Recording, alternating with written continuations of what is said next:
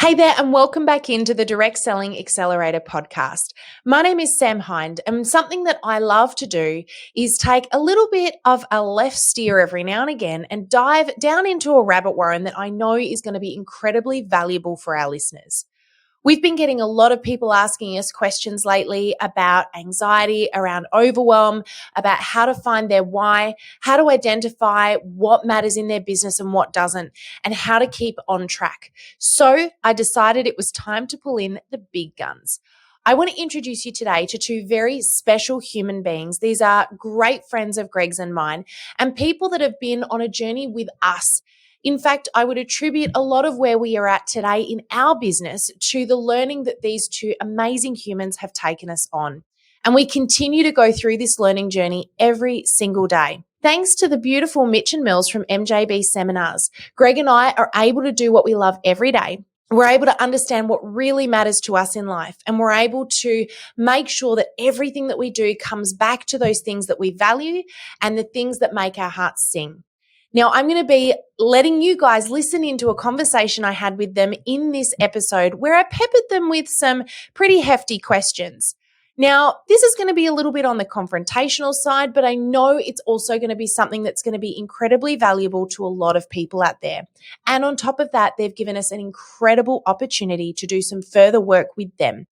So, with no further ado, I'd like to introduce you to Mitch and Mills, founders of MJB Seminars. They are experts in human development, and these two have got a collective experience in the industry of human development of over 30 years. I know you're going to love listening to them. They're going to cut straight to the chase, and it's one of the things I love about them the most. So, without any further ado, I want you guys to dive on in, get that pen and paper ready, open your hearts because you're going to have to get the most out of this particular episode. And enjoy.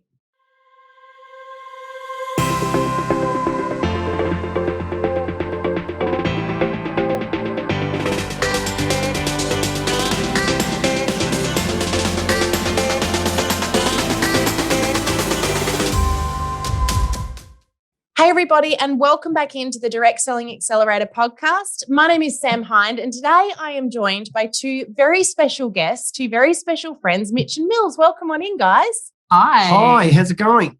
Awesome. Now, I cannot wait for today's interview. I've got a ton of really juicy questions lined up here. Now, our listeners are not yet going to know a huge amount about our history, but I want you guys to start off, if it's okay. I hate breaking tradition here, Mitch. Yeah. I love your podcast, Dorothy and the Dealer. I love to listen to it while I'm having my bath at night because I don't do that much driving anymore, you see. Sure. But the thing is that it is tradition for you to kick off in song, right? It is. I don't want to break that tradition. So I'm going to give you a stage here for a moment. Mitch, would you like to kick us off in song? So I look, one of my favorite songs that I sing on a Friday night is, and I learned this with my daughter, is Toto by Africa. No, other way around. Africa by Toto. Sorry. See, I didn't learn it well enough. I just, it blanks me. Hang on 2 seconds, let me get this right. My favorite bit in the song is where he goes, "It's going to take a lot to get me away from you. There's nothing that 100 men or more can ever do."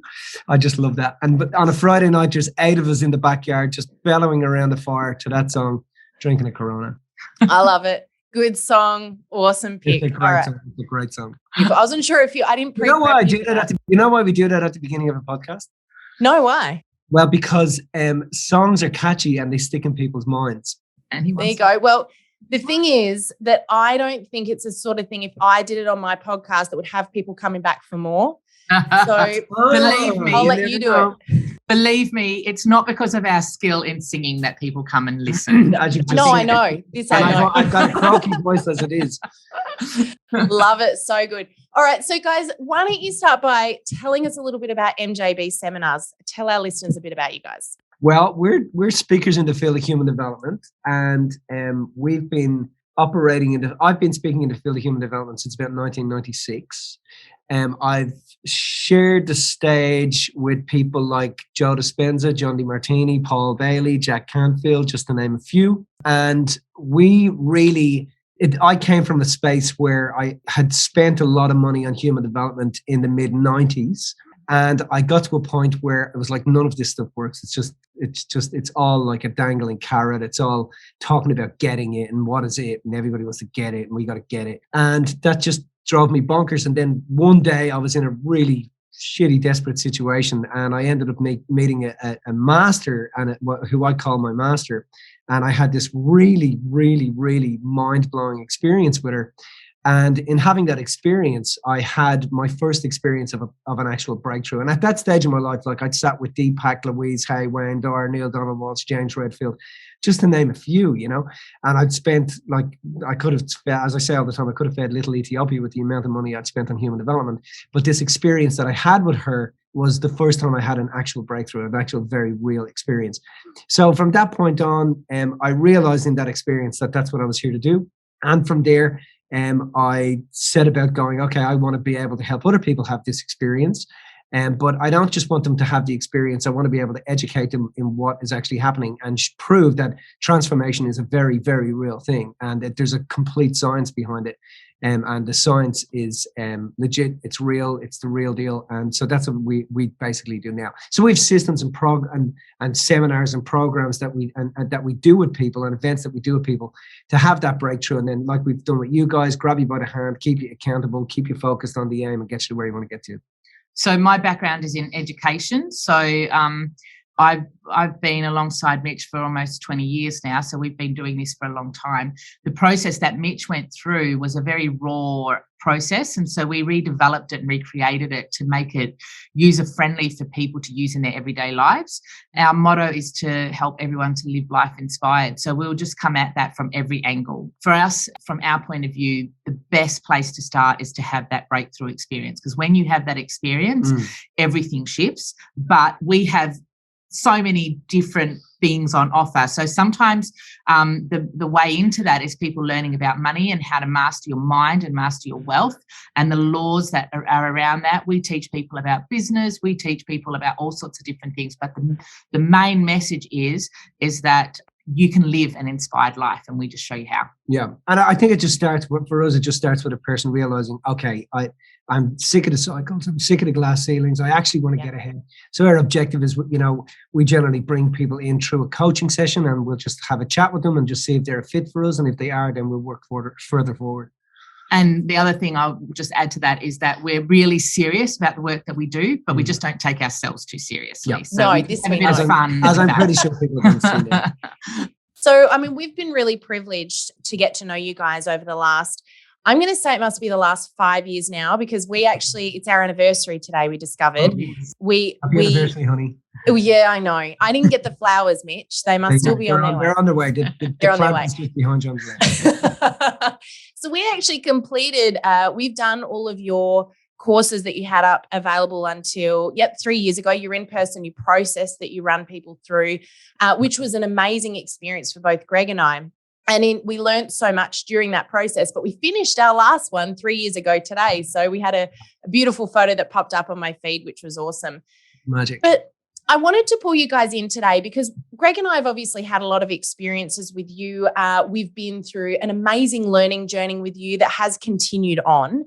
And I'm sure that that's not over, but I love being able to listen to what you guys have got to say about, the different challenges that we go through life, and it's like you guys have got a completely different perspective from the obvious. And I love hearing that. I love listening to your podcast. We're going to put the link to that as well into the show notes so people can check that out. And you've had some incredible guests come in there as well. Yeah. And I've loved listening to those people come in and speak. But I want to talk a little bit today about the elephant in the room as far as what a lot of our listeners are experiencing at the moment. And with everyone being at home, working from home, and our listeners are predominantly direct sellers, so they've got their own party plan or network marketing business. Many of them are feeling a real sense of overwhelm and in some cases anxiety around trying to manage and balance work, life, and this strange world that we're living in right now. Mm-hmm. I know this is a big can of worms here, but I'd love to hear from you guys on your take on that and maybe some tips and things that you might be able to pass on from your perspective around what's going on at the moment and what people can do to balance that work-life situation. Well, I think it's very important to understand that what's going on in the world now has always been going on. It's just more evident because we have more access to information and data.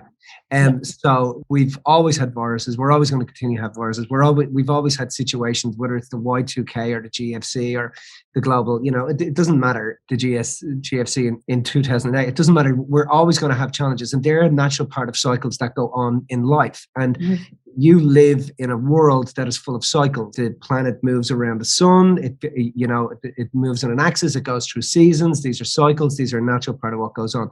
So the first thing I would say to people is understand that this is not the first time it's happened to you. It's just the first time it's happened in this way, and life never repeats itself. So you're going to have more cycles and more things are going to happen.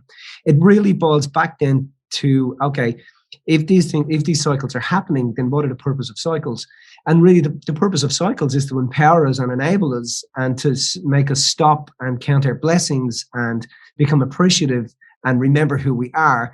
I remember years ago when the GFC was happening, one of my financial planner friends said to me, you always got to worry, Mitch, when you get into a taxi and the taxi driver is telling you what stock to buy, because that's when you know the city's about to collapse.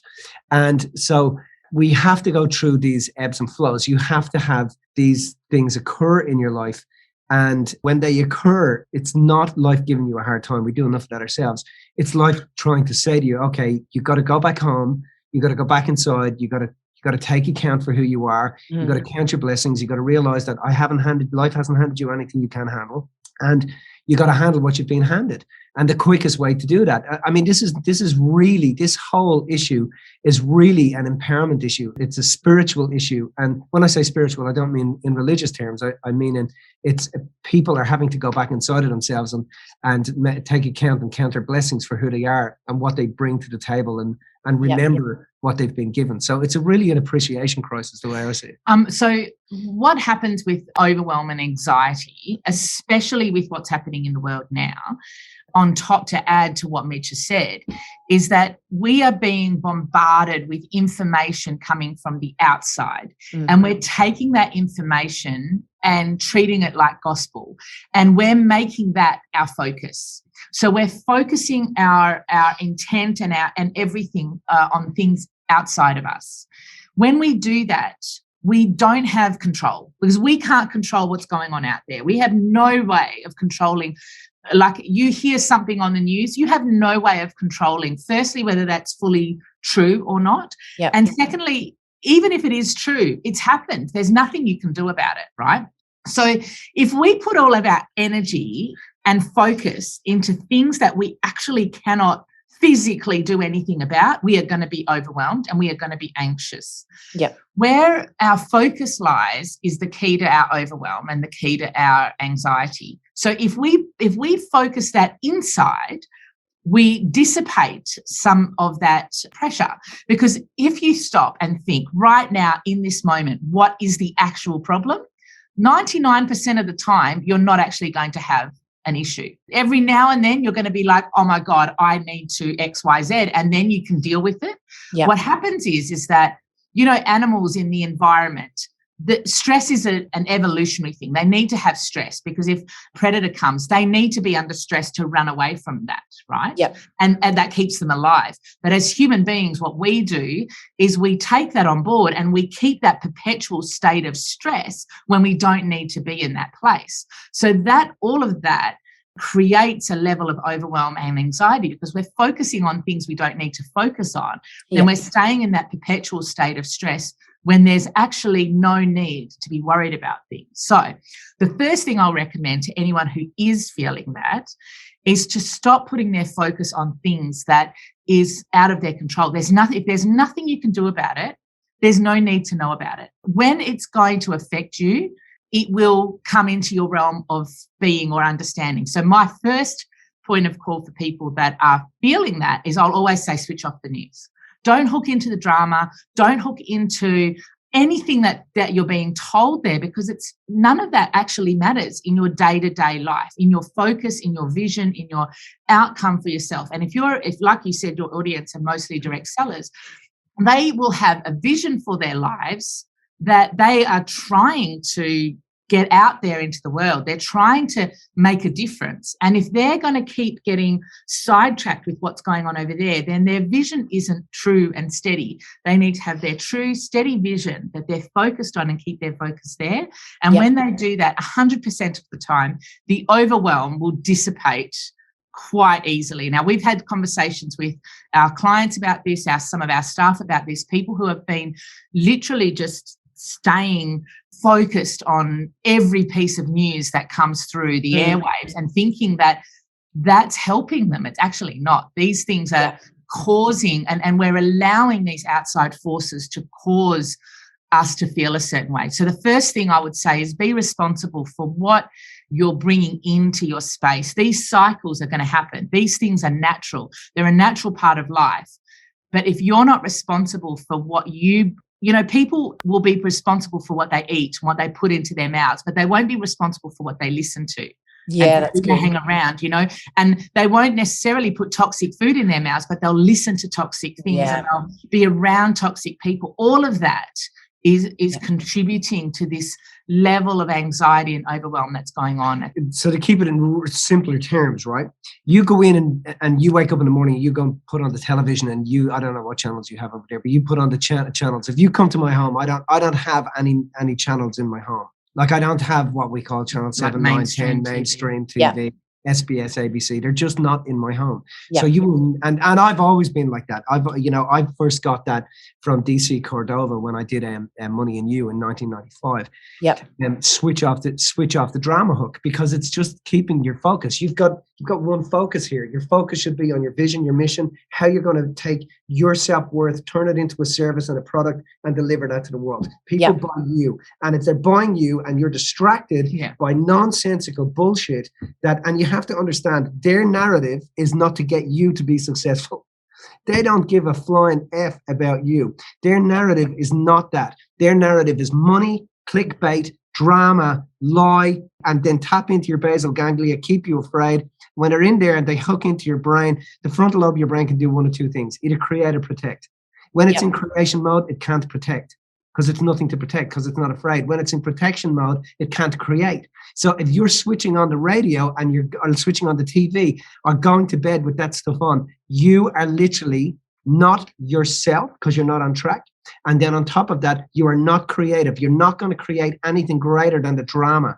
And all they do is clickbait. They advertise to you when you're afraid and keep dangling, we've got the solution, and you keep buying into it. Switch it off. And I promise you get rid of all your anxiety. Can I add to love that? One of the ways that you describe things is that your brain can only do one of two things: create or protect, right?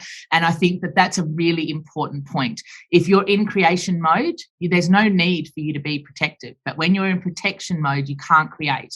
And so you've got to be aware about what your focus is, so that you can be in that creation mode and not let anything else hijack your consciousness. And at the end of the day, if fear is the greatest example of your creation, then you're fucking way off track. So just get back on track. Just get back on track. What are you here to do? What's your vision? What's your mission? And just get cracking.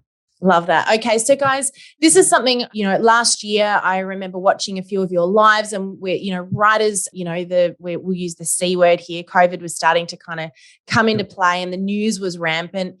We noticed our kids started coming home really stressed and really upset because schools were having the news playing all day as well.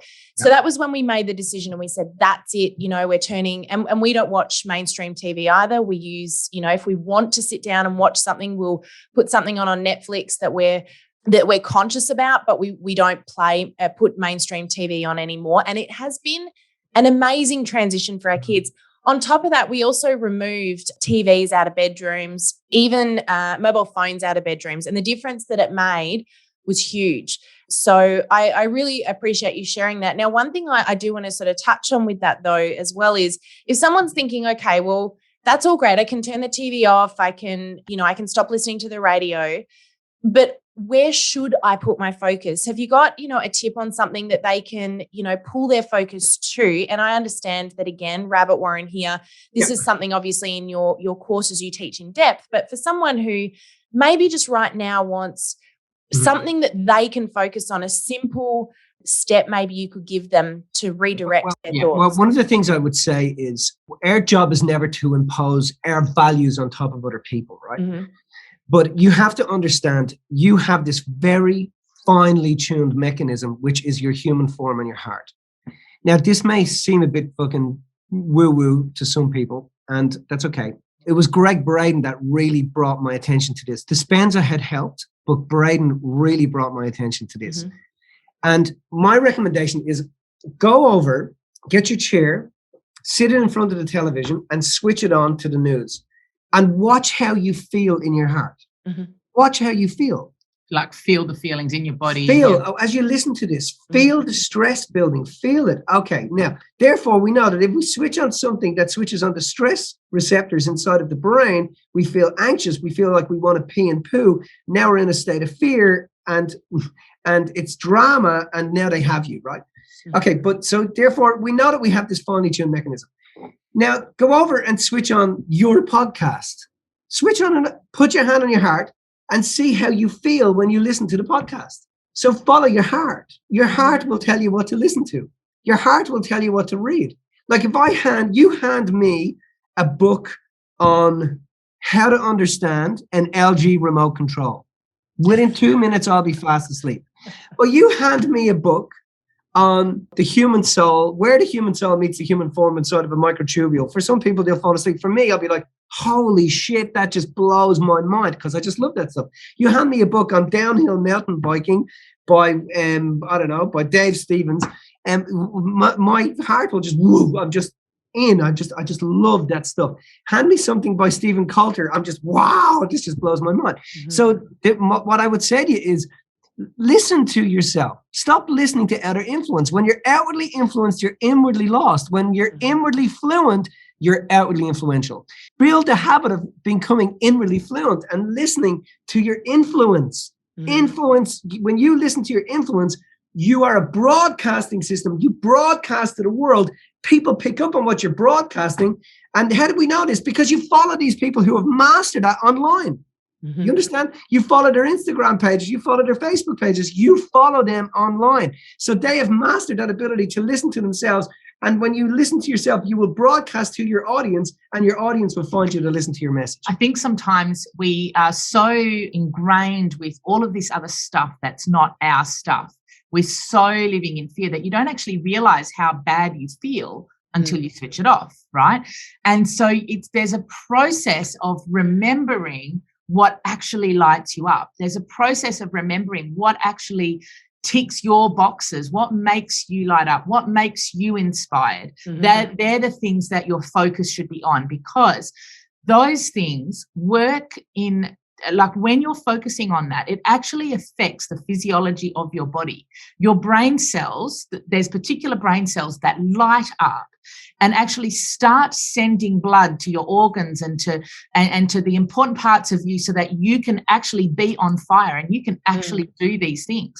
So if your focus is on what you love and listening, like Mitch said, to what your heart is telling you, what is making you feel inspired, everything in your body is actually conspiring together to make this a reality for you. To bring more vitality to you. To bring more vitality to you, to bring more energy to you. And we forget that because we're so ingrained with the drama of it all and all the things. It's like, again, going back to the food analogy, eating bad food all of the time. You forget how bad it actually makes you feel until you stop for a week or two, and then you take one little, slice of cake or a cup of coffee and you realize, holy shit, this was what this was doing to me the whole time and I didn't realize, right? So it's the same type of thing. You've got to recognize what it is that you love, what inspires you, and keep doing more of that. Awesome.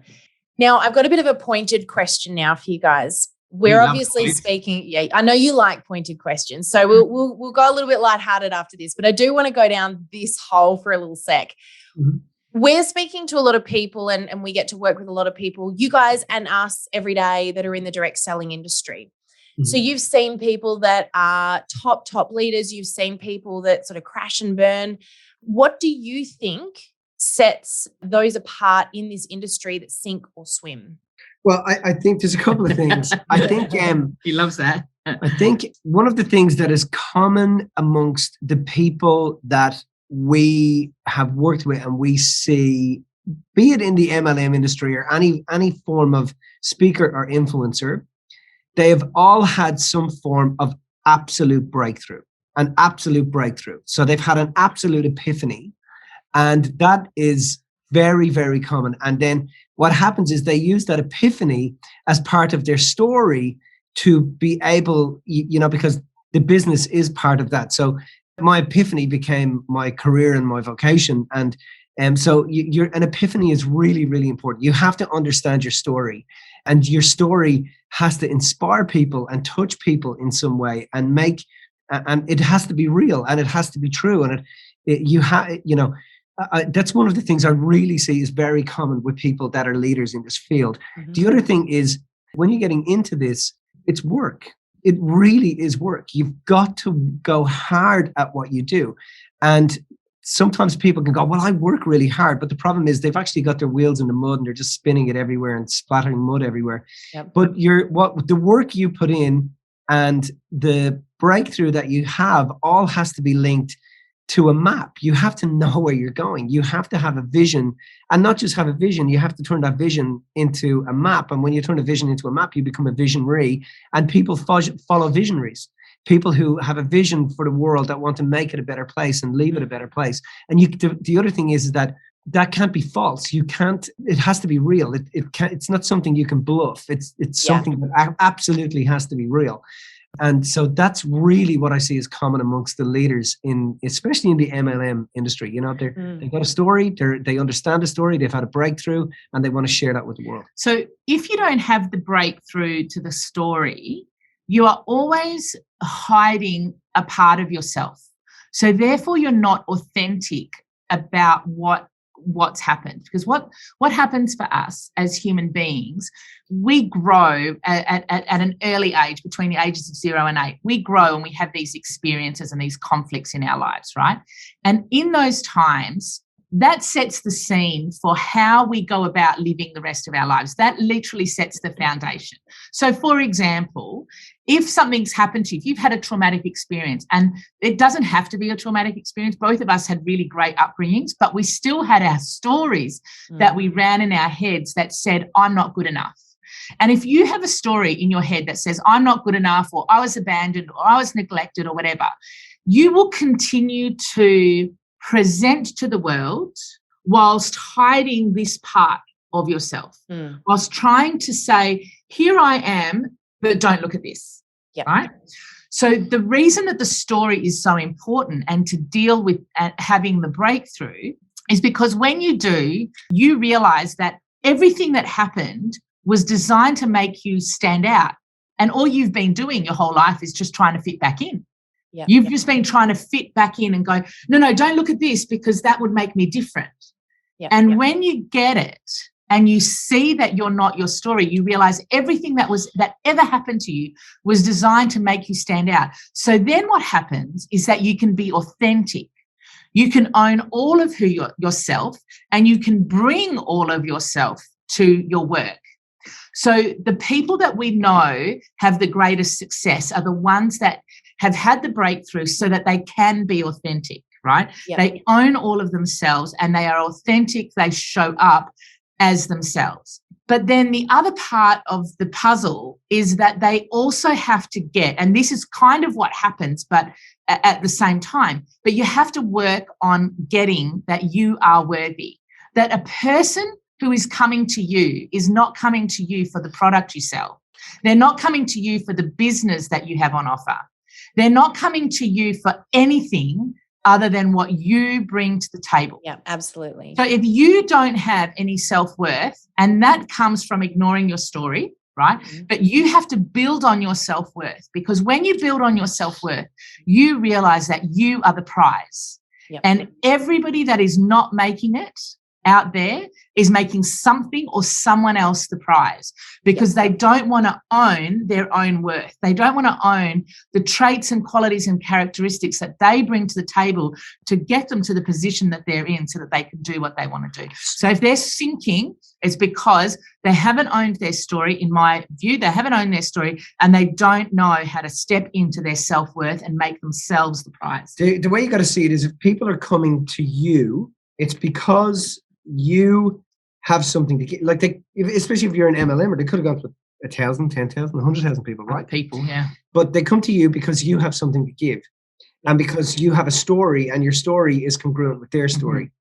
But if you're not integrated with your story, and you don't understand that your story is extraordinary, and you're not able to deliver that message, well, then you have to be, and you're hiding a part, then you have to become clever in what you do. Now, there's a fundamental difference between a person who's clever and a person who's intelligent. They're two completely different things. Clever people in MLM businesses have to sell and slug it out. Intelligent people in MLM businesses are integrated, they have integrity, they understand their story, and it's no longer a sale, it's an inspiration to the world. Yeah, they just tell the truth. And people just want to buy their fucking product. They just want it. They don't care. They don't even care about the product. They just want to be part of your team because you are delivering something. Now, if you're already influencing the world and you're living in the land of clever, and you haven't flipped the script on clever and got it yourself to a point of intelligence, you haven't seen the blessings, and you haven't seen what has gone on in your life. You haven't counted your blessings. So therefore, you're running a story, and your story is a script, and your script becomes a movie, and your movie is your life, and you're the producer, the editor, the cameraman, and you're in charge. Whatever ends up on the cutting room floor, you're the actor. Whatever ends up on the cutting room floor is adverse to what the actual story is. So your thing is that this is your fucking movie. This is your movie. So the question is, are you happy with your movie? And are you happy with the storyline? And if you're not happy with the storyline, and you suppress some of it and you push it down and you hold it away, well, all your energy that's meant to be creating your reality is going to hold all that down. You're in a land of fear. You're not able to create anything greater than you've got. You don't want to take responsibility for that because you won't beat yourself up. You do enough of that as it is. So you beat everybody else up around you. Yeah. So clever people are then the ones that end up slamming the product, the service, the company, the clients, everybody else. Intelligent people, everybody else gets beaten up. Because when you haven't got anything good to say about yourself, guess what? You say something bad about everybody else. Yeah. So when people are intelligent and they understand what they bring to the world and who they are, and they've got integrity, they've got testimony, because your story is your testimony. It's why people buy you. You watch me stand on stage, Sam, I've been telling the same story for 20 years. Every time I tell it, I burst into tears because I can't not burst into tears because it's changed my motherfucking life. And the minute that happened, I was obligated. Understand? Yeah. And when it's an obligation, it's not a sell, it's an inspiration to the world. Yeah. So the difference between someone who's clever and someone who's intelligent is people who are intelligent are inspiring the world through their story and through them enabling and empowering themselves, flipping their script on what they thought, what they needed to be clever for. It's a different world, baby. You know, it's a different world. People just want to gravitate and hang out with you and buy your product and your service when you understand the story. Yeah, so good. And I was actually speaking to our Accelerator members about this, a little story actually from you guys last week. I got talking about an experience that I had with you. You probably won't remember this, Mills, but during STP, which is one of your final conferences that you do with your students. And in fact, that's the anniversary that we're celebrating today, 3 years ago that we did that.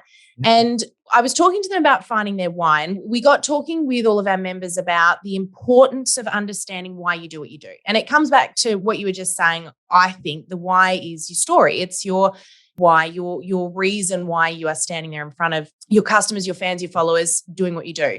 And a lot of them were saying, well, my why is because I love chemical-free living, or I love traveling, or I love this, or I love that. And we had to dive really deep with them and really ask them the question again, why does that matter? And we got to 3 or 4 or 5 times down the track before suddenly people started breaking down in tears and going, wow, I didn't ever really think about it that way. And I got to explaining them about a conversation that we had at STP where, Mills, you said to me, how much money would it cost for someone to buy your children off you? Do you remember this question? in my head, I'm thinking logically about this, and I've written down a number. I'm thinking that's a silly question. I've written the number down, and you singled me out. And you said, Sam, how much money did you write down on that piece of paper? And I told you what the number was, and you said, why did you pick that number? And I said, well, because I figure that if someone can afford to pay me that much, they can afford to give the kids a lifestyle I can't, and I can still visit them. And you went, no. You can't visit the kids. You can't ever see them again. And I said, well, there's no amount of money. I'm not going to sell them to anyone. And you said, no, you got to pick an amount of money. I said, no, I can't do it. And you said, why? And that was the point where I broke down in tears and realized the reason was because no one could give my kids what I can. I'm the only person that can give them what I can give them. There's no one else out there that can do that. And that was an amazing moment where I realized that what I'm doing on this planet is unique. There's only one me. There's only one me that can mother my kids. And I was having a chat with this group about this, and suddenly everyone, I'm talking 200 people, we're all sitting there in tears talking about our why. Now, if someone is sitting here right now, I'm going somewhere with this, if someone's sitting here right now going, well, if my why isn't chemical-free living, how do I work out what it is? Have you got any little tips? Yeah, I do. So this is the thing, right? We ask people all the time, and people come to us a lot to get help with their money and their wealth mindset. Mm-hmm. And every single person, without fail, when you ask them what they want, money is not the answer. Mm. Physically, they want money, but underneath that, money isn't the answer. This is why you want to keep asking the why, because they don't want the money. They want what they perceive the money is going to give them. Yeah. And the perception that money is going to give them freedom, success, choice, whatever, they're the things that they actually want. So when somebody says that they want chemical-free living or whatever, that's not what they want. That's just their experience of their life is going to look like, because they perceive that is going to give them something. What do they perceive that is going to give them? So I'd always ask people, what's underneath the thing? What do you think that is going to give you? What do you think money is going to give you? What do you think the promotion is going to give you? What do you think the partner is going to give you? What do you think X, Y, Z is going to give you? Because if you don't experience that right now, that thing is never going to give you that. There was a great quote from the movie Cool Runnings, and it's about the Olympics, right? And there's a part in there, I think it's just before the race, where John Candy's sitting there talking to the guy, and he's saying, if you're not enough without it, you will never be enough with it. And he's talking about the gold medal. If you're not enough without it, you'll never be enough with it.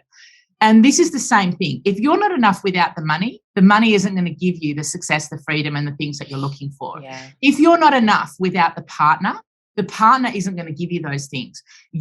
People think, oh, when the partner comes, then I'll feel loved. When the money comes, then I'll feel rich. But that's the arse-about way to going about getting anything. What you've got to do is you've got to go, no, I feel rich already. And then the money is the last thing to materialize to prove to you that you've created your world. I am loved and lovable as I am. And the partner is the last thing that comes in the physical world to show you that you've manifested your reality.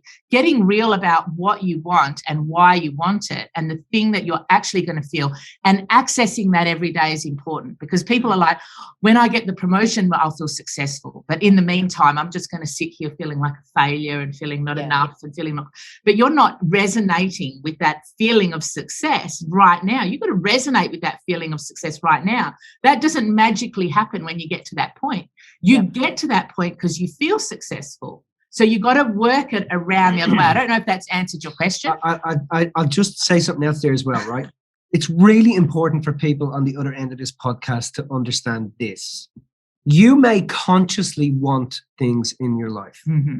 You may consciously want to be free and unlimited. And let's face it, if we walked into a room full of 1,000 people, everybody consciously wants the same thing, right? Now, if your conscious mind had any control at all over your reality, then wouldn't we all be driving Lamborghinis, and wouldn't we all have the beautiful partners, and wouldn't we all have the amazing kids? Wouldn't we all have the billions in banks? Wouldn't we be traveling the world with like-minded people? Wouldn't we? So, I walk into these rooms, Sam, with 1,000, 1,500, 2,000 people, and I look, and then I've been in rooms with 8,000 people, and everybody consciously wanting to have something.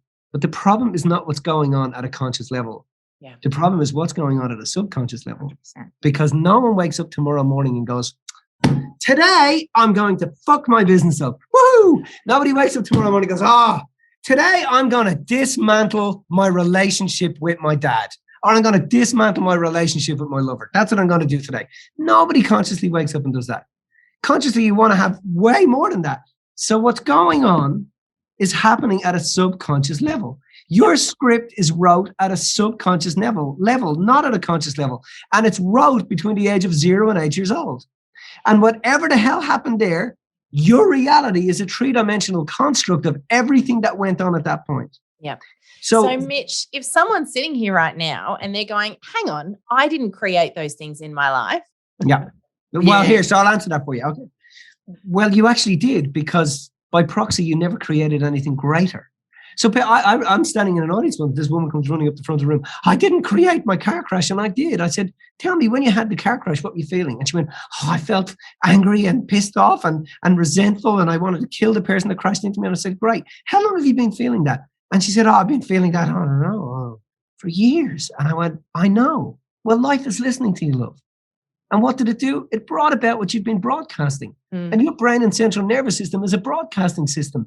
And it is broadcasting to the atmosphere to a point where we can measure it up to 9 meters. And what you're broadcasting to the atmosphere is tangling with particles and atoms to bring about the reality that you're broadcasting. So if you're broadcasting, you may wake up every morning and go, I'm going to be a millionaire. Show me your bank account and I'll tell you what's going on at a subconscious level. I'll tell you whether you're going to be a millionaire. Show me your bank account and I'll tell you how much self-worth you have. It's like that's what's running the show. What we do with people is we hack consciousness. We hack their subconscious minds, and we change the tape and we change the loop. And then we hold their hand and keep them accountable and get them to go out and create their reality. And for some people, it happens immediately. For other people, it takes a bit of time. But, we're 20 odd years doing this. Yeah. So our objective is be by their side no matter what. The point is, you just got to make the choice to have the conversation with the coach that says, okay, are you ready? Are you ready? Or do you want to keep going back and pretending like all the rest of the other people? Want to keep going back and pretending and live in the land of, consciously, one of these days it's going to happen because my conscious mind is going to overtake my reality. Well, I'm sorry, guys, but history has said something else to you.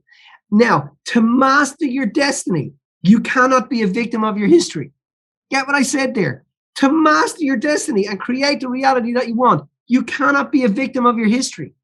So if your reality, what you walk out to after this podcast is not where you want to be, it's because you're a victim of your history.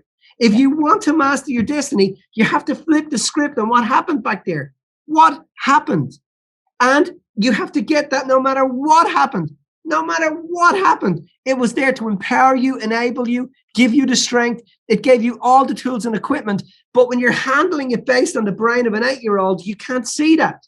So the adult has to sit the 8-year-old down and go, okay, let's have a look at this self-worth story we're running. Are you running a story that mommy abandoned you? Well, let's sort that out, because I promise you mommy didn't abandon you. Are you running a story that somebody neglected you? Well, I promise you, you weren't neglected. And my certainty about that, because I've dealt with story after story, you've seen me do this, and Millsy do this over years. My certainty about that is greater than anybody else's doubt. But you have to get that your conscious mind is not running the show. And when you sit in these rooms full of thousands of people where everybody's consciously wanting something different, it doesn't friggin' matter. Yeah. It's the people that are up the front on stage are the ones that got, doesn't matter what my conscious mind, there's something happening at a subconscious level that I need to sort out. And that was really what my mentor did for me. She sat my ass down and said, Mitch, if you can create this much of a mess in your life, you're a master creator. So therefore, the problem is the sensory input is creating the motoring output, which is destroying relationships, money, blah, blah, blah, blah, blah. If we change the sensory input and how you've seen things, we'll turn your motivation into inspiration and you'll change the world. So, Mitch, if you're not creating your life, you're creating your death. So what are you going to do?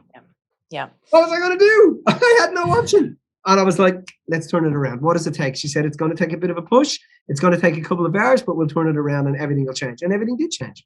I love it. And I mean, we've had the pleasure of being through that process with you guys. I know that you do have something a little bit special that we're going to offer at the end of today. I've got so many more questions I could ask you guys. I reckon we could sit here for a good 3 or 4 hours and just like nut through some stuff. But I want to kind of give everyone a bit of a taste, because I know a lot of people right now are going, whoa, that is not what I signed up for when I turned this podcast on.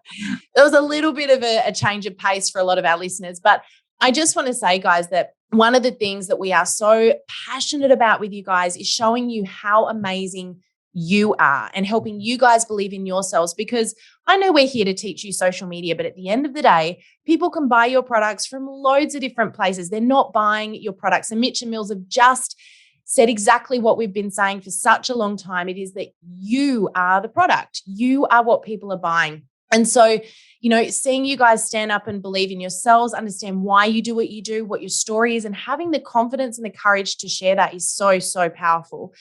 I do want to ask you guys a couple of really fun questions as we wrap up. The first thing that is super important here, guys, because of course we've got a book list that we've been building for a little while now, is what is some of your, you might have 1, you might have 2, you might have 3. I know you guys love reading. So have you got some books that you can add to our book list for us?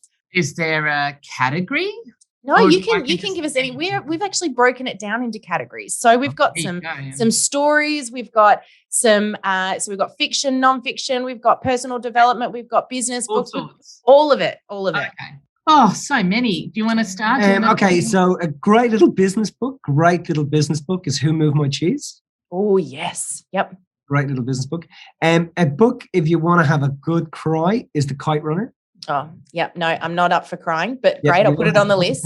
Fantastic story. Yep. And then what the author I would recommend at the moment would be Stephen Coulter, and a great book that he read now, pushes buttons, it's a good book, would be Stealing Fire. It's a great book. Stealing Fire by Stephen Coulter. Okay. All right. That's a great book. Yeah. We'll add that one in. So many, Sam. This is a very difficult thing because I'm having to narrow it down. Actually, had someone the other day told us we should just do a whole podcast just on this. Yeah. Okay. When you first said it, the book that came up when I was young that I used to love was To Kill a Mockingbird by Harper Lee. Oh, okay. Really awesome. What else do I love? The Untethered Soul by Michael Singer. Yeah, it's also really good. Yep. And there was another one I just had in my mind and now I've lost it. So if anybody has any struggles with food and eating and like weight and stuff like that, there's a great book called Women, Food and God, and it's brilliant. It's by a woman called Janine Roth, and that book just helps you understand your relationship with food. So it's really cool. Yeah. All right. That one sounds like I'm sitting here going, oh, that's a really good one. They need to read that. I'll give you 2 more, okay? Okay, go. Okay. The Rise of Superman. Oh, okay. Brilliant book. Another one by Stephen Coulter. And then, oh no, it's just slipped out of my head. You can remember. You can do it. Now, you guys sent me a little while ago a book called Supernatural, which is on my that's cool. That's on my bookshelf, ready to go. Actually, we've put that one on the list. Oh yeah. So a really, really, really brilliant read is Meditations by Marcus Aurelius. Oh, okay. All right. Meditations by Marcus Aurelius. I know another one that you love is Magicians of the Gods. Magicians of the Gods, yeah. See what I mean? We could just do a whole podcast episode on this. You literally could. I love that. We have to, go back, rewind and write all of these down so we get them. I know, actually, I did steal one from you earlier. I said when we were just prepping for this podcast, you can't say Shantaram. Oh, no, we love Shantaram. Greatest book I've ever read. Probably the only book I've ever read twice. And I did say to everybody when I recommended it that it looks really scary because it's so thick. Yeah. But I love the fact I love books that are stories. But what I love is that this is a true story. Yeah. Well, it's based. Okay. We're gonna say it's true. It's true. Let's just say it's true. And did I hear right that they're actually doing a movie on Shantaram? Yeah, they're back doing it. Now they turned it into a series. Yeah. So is Johnny Depp still, or was that? Did I hear wrong? He lost the rights. The rights were bought back by the author Gregory David Roberts. Oh, So see? I couldn't get my wife to read this book, right? Like I couldn't get her to read it. And this is a fun, we'll finish on this funny story. I could not get her to read it. She's like, I'm not reading a book just because you read it. Blah, blah, blah. She doesn't really sound like that, Sam. No, Sometimes. But I just couldn't get her to read it. And I was like, just read the book. And she was like, oh my God, okay. So we're on a boat on our way out to the Gili Islands. And we're on this boat. And I said, okay, don't read the book. All I'm asking you to do is, I've told you this is the greatest book you'll ever read in your life. Don't read it. Just do one thing for me. Don't read the whole book. Just read the first page. Just the first page. That's all I want you to read. She went, oh, for Christ's sake, give me the book. So I gave her the book and she opened the first page like this and she read the first page and I never saw her for 2 weeks. Literally 2 weeks. She spent 2 weeks on the side of a pool, sipping cocktails, reading this book, looking at me going, oh my God, I can't believe that this just happened. And I'm like, it's so good. It's just fantastic. It's a great read. I thought you were going to say you told her Johnny Depp was playing the main character and that was it. She was hooked. She was in. It didn't go the way I thought that story was going to go. I do just in laughing about Ange, because I've had the pleasure of meeting Ange and you were just saying, Mills, that she doesn't sound like that. She doesn't have the Irish accent, no. But the thing that I was having a really funny conversation with someone the other day in the car because I asked Siri to do something and Siri answered back and she went, why on earth is Siri an Irish man? And I said, well, there's a story behind that. You see, I went through a bit of a learning journey with an Irish guy that was very busily telling me what to do. And so it's my opportunity to tell an Irish man what to do. Now, 2 more quick questions. Favorite quote for everybody? Oh, I so put you on the spot with that one. I've loads of them, but until you learn to handle what you've got, you'll never be given any more. Yep. Good one. Love it. Heart is not measured by how much you love, but by how much you are loved by others. Ah, awesome. So good. And very last question. Yeah. That we could also talk about for a while. Very last question here, guys. If you were given one superpower, any superpower, what would it be? If I could choose a superpower. If you could choose a superpower, yeah. Okay, I'm gonna lie in bed tonight, Sam, going, I could have answered that question. I know. There's a reason I don't prepare you with this question. I think it would be to give superpowers to other people. Oh, I like that. Do you know that's funny? That's the second time someone said that. That's a really cool response. I love that. Would you also do that to be mean? Yeah. A superpower for me would be to, I know this might sound a bit corny, but to help everybody feel loved. So that's what I love doing anyway. So I think that's what I'm going to pick. Yep. I love it. So good.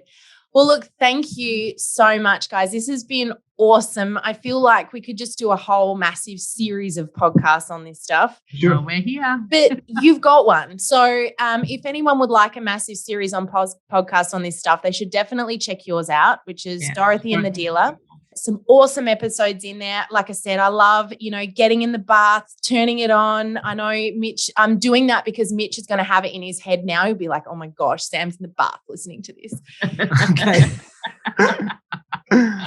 But really appreciate you guys taking the time to come in and speak to all of our beautiful listeners.